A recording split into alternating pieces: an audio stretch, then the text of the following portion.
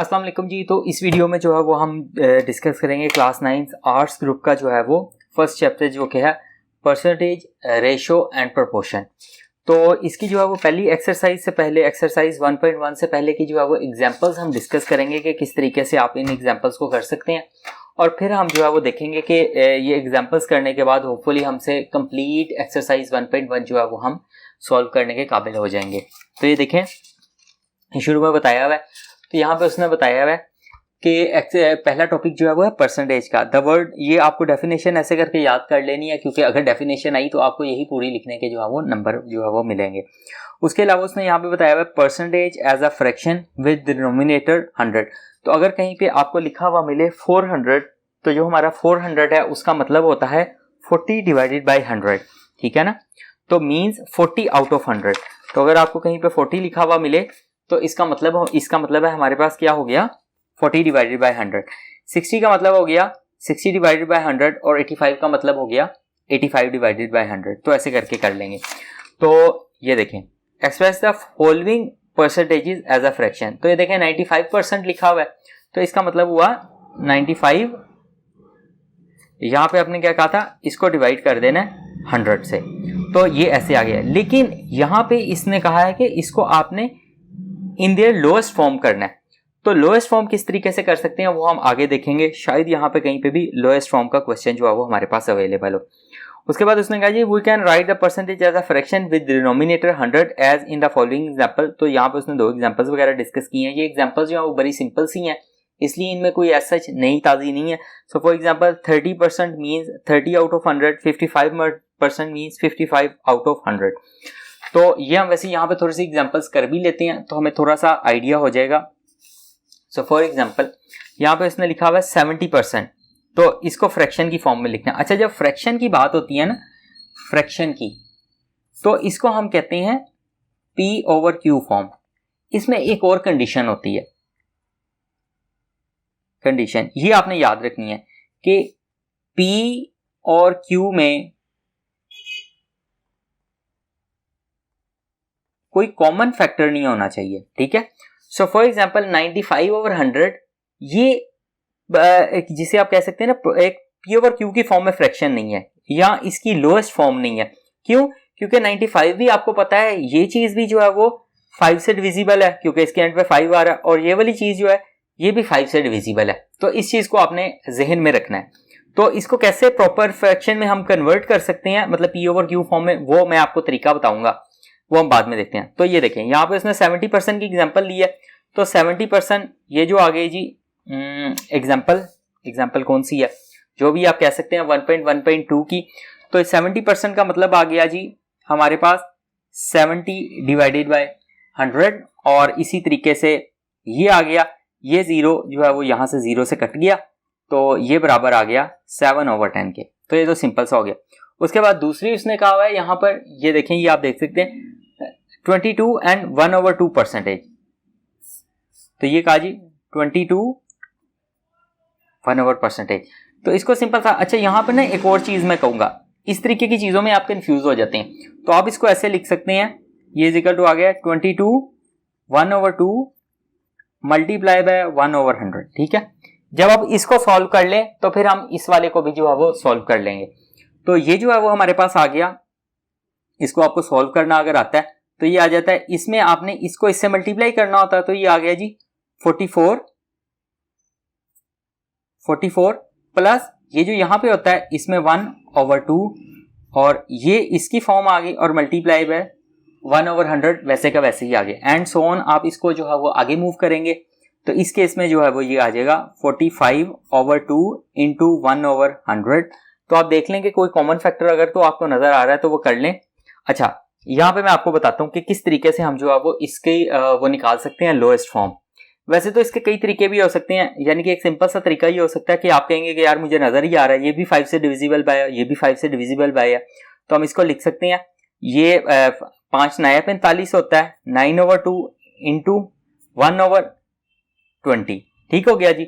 और ये फर्दर इसके अंदर जो है वो हमारे पास कोई नहीं आ रहा, तो ये बराबर आ जाएगा 9/40 के। तो ये देखें 9/40 हमारे पास जो है वो आंसर आ गया। लेकिन इसका एक और तरीका भी होता है, मैं वो भी आपको बता देता हूँ। वो तरीका क्या होता है कि ये जो हमारे पास आई थी ना ये वाली चीज, इसको मैं मजीद कर लेता हूँ। ये आ गया 45/200, ठीक है। इसको आपने करना कैसे होता है उस चीज को हम देख लेते हैं। तो इसका हमने फाइंड करना है कि कोई ऐसा फैक्टर जिसे हम कहते हैं ग्रेटेस्ट कॉमन डिवाइजर, कोई ऐसा बड़े से बड़ा जो है वो जो इन दोनों को डिवाइड कर दे। अच्छा, उसको करने का तरीका होता है, फॉर एग्जांपल इस केस में जो है ये देखें 2 भी आएगा और यहां पर जो है वो 45/200। तो उसको करने का मैं आपको जो है वो तरीका बता देता हूं कि किस तरीके से जो है वो हम जीसीडी जो है वो फाइंड जो है वो अगर हमने करना हो तो वो हम कर सकते हैं। तो ये देखें, आपने सिंपल सा क्या करना है, वो आपने ऐसे की चीज की होगी। ये देखें, आपने लेना है, यहां पे लिखना है 45, यहां पे लिखना है 200, ठीक हो गया जी। अब आपने इसको डिवाइड करने की कोशिश करनी। आप देखेंगे, आप कहेंगे जैसे भी आपने कहा, यहां पे मैंने एक 0 लगा दिया और यहां पे एक पॉइंट लगा दिया, ठीक है, जैसे भी जो भी आप कर रहे हैं। और उसके बाद अच्छा, जब आपने ग्रेटेस्ट कॉमन डिवाइजर फाइंड करना है ना, तो लाजमी नहीं है कि आपने कोई भी चीज, आप कोई सा भी इन दोनों में से कोई सा भी जो आपको इजी लगता है वो आप अंदर रख सकते हैं। फॉर एग्जांपल 200 मैंने अंदर रख लिया और 45 यहां पर रख लिया, ठीक है। अब आपको पता है 45 से कम 45, 45 2 90, 45 3 135 हो जाएगा और फिर 135 और वो हो जाएगा जी 180। तो 45 4 180 डिवाइडेड बाय आ गया 20। अब क्या करना है आपने, अगेन इसको और इसको लेना है। तो बड़े वाला जो है वो अंदर आ जाएगा, यहां पे आ गया 45, यहां पे आ गया 20। तो आपको पता है 20 दूनी 40 और यहां पे आ गया 5। अगेन आपने इन दोनों को लेना है। तो ये देखिए, यहां पर आ गया 20 और यहां पे आ गया 5। अब आप क्या करेंगे, अब आपको पता है 5 का 20।